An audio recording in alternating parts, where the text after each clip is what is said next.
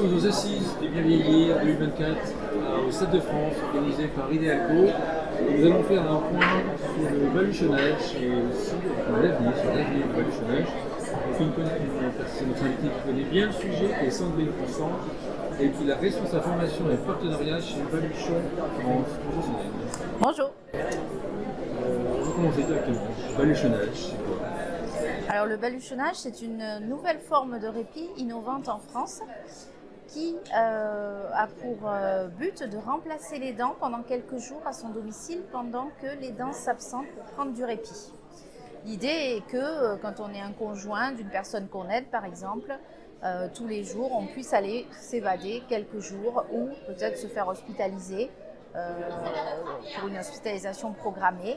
Et un salarié unique vient au domicile remplacer les dents pendant quelques jours. C'est ça qui est nouveau, c'est que l'intervenant est unique et remplace les dents de 2 à 6 jours consécutifs. L'intervenant vient au domicile de la personne. Tout à fait.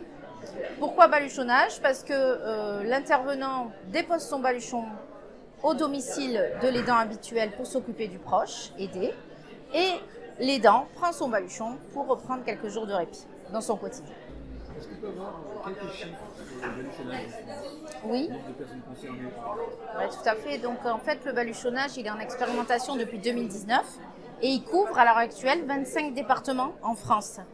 Depuis le début de l'expérimentation, donc les baluchonnages ont commencé en 2020, il y a eu 518 baluchonnages réalisés pour une totalité de 2112 jours de répit offert donc, aux aidants qui ont pu bénéficier de ce dispositif.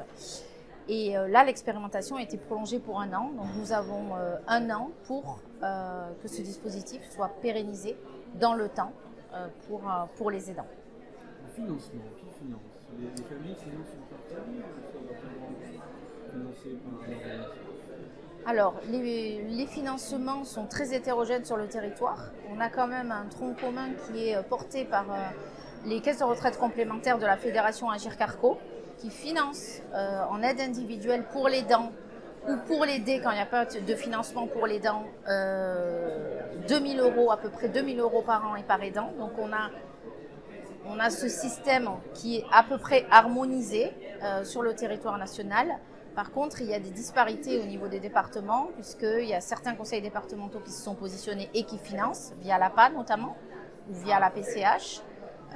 Il y a des services qui ont obtenu des subventions locales par des gérontopoles, par la CARSAT ou autre réponse à des appels à projets et qui ont des enveloppes, qui fait que le baluchonnage est accessible à 0 € de reste à charge, mais c'est très hétérogène sur le territoire.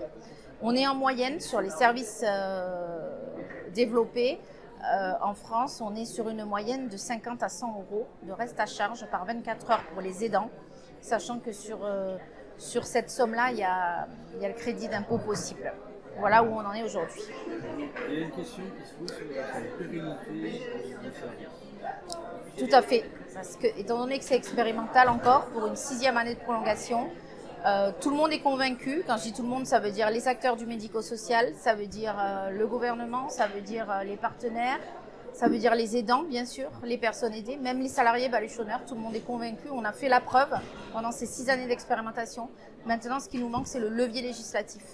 Et en fait, on est en expérimentation jusqu'à fin 2024 et on ne peut pas supporter encore une année d'expérimentation puisque ça fait 6 ans qu'on fait les preuves. Il faut que la pérennisation soit inscrite dans la loi et on a pour cela le soutien notamment de parlementaires qui sont très impliqués sur le sujet. Donc Baluchon France attend ça avec grande impatience pour pouvoir en 2025 avoir une vision avec un service minimum par département pour que tous les aidants puissent y avoir accès. Est-ce qu'on a des mesures d'impact du baluchonnage? Est-ce que ça se mesure?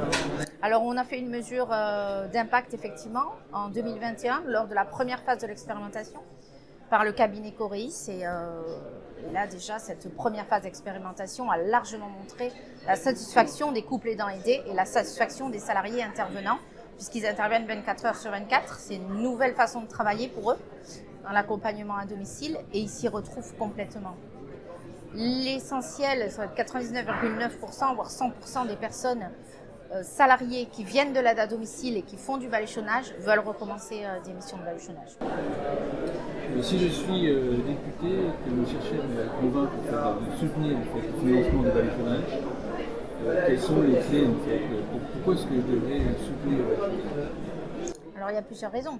Parce que ça répond à une offre qui n'est pas encore prévue dans l'offre diversifiée de répit, sauf en expérimentation, donc qui n'est pas pérenne et qui répond à un besoin de 10 000 aidants qui seraient privés de répit si cette offre n'existait pas. Nous avons fait faire une étude par le bureau Émicité qui a démontré cela, puisque c'est un public qui est très fragilisé, qui fait appel à du baluchonnage, puisqu'on maintient ses repères, on le laisse dans son milieu de vie, donc c'est un public très, très ciblé, avec des aidants qui sont largement épuisés. Donc il faut voir à cela cette offre de répit qui permet de soutenir l'aidant dans ses fonctions. On sait très bien tous que s'il n'y a plus d'aidants, on se retrouve face à des difficultés de prise en charge des personnes qui retombent sur la société, avec un manque d'auxiliaires de vie. Enfin, on ne va pas débattre le sujet, mais ça permet aussi des coûts évités pour la société. Et c'est ça qu'il faut voir dans le financement du baluchonnage. Si on soutient l'aidant va pouvoir accompagner l'aidé le plus longtemps possible et favoriser le maintien à domicile. Après, on sait ce qu'engendrent les coûts en institution, etc. Là, vous avez parlé de 10 000 aidants qui auraient besoin de ce service de baluchonnage. Qui sont ces aidants? Parce qu'en fait, on parle de 10 000 aidants sur 6 millions d'aidants. Oui, tout à fait. Quelle est la caractéristique spécifique qui fait que vous arrivez à 10 000? Le public cible. Donc en fait, c'était une étude sociodémographique qui a été menée par rapport à une exploitation où il y a le baluchonnage qui est couvert sur un département avec un financement ARS, donc sans frein financier. Et ça ferait 10 000 aidants qui pourraient avoir accès au baluchonnage. Quel est le profil, le public cible? Ça va être évidemment tout ce qui est troubles cognitifs, comme la maladie d'Alzheimer. Il faut savoir que le baluchonnage vient du Québec à la base. Il a été originellement adressé aux malades d'Alzheimer, donc cela correspond très bien, mais à toutes les autres maladies cognitives qu'il peut y avoir, mais également les troubles du neurodéveloppement, également les personnes malades de la maladie de Parkinson. Et c'est pour des personnes dont les autres solutions de répit ne sont pas adaptées en fait pour eux. C'est souvent des personnes qui ne peuvent pas accéder à de l'hébergement temporaire. Le baluchonnage leur permet de rester à domicile. Donc quand il y a une grande dépendance physique, ça permet à la personne aidée de ne pas perdre en autonomie puisqu'il n'y a pas de déplacement, donc c'est plutôt gagnant pour l'aidant.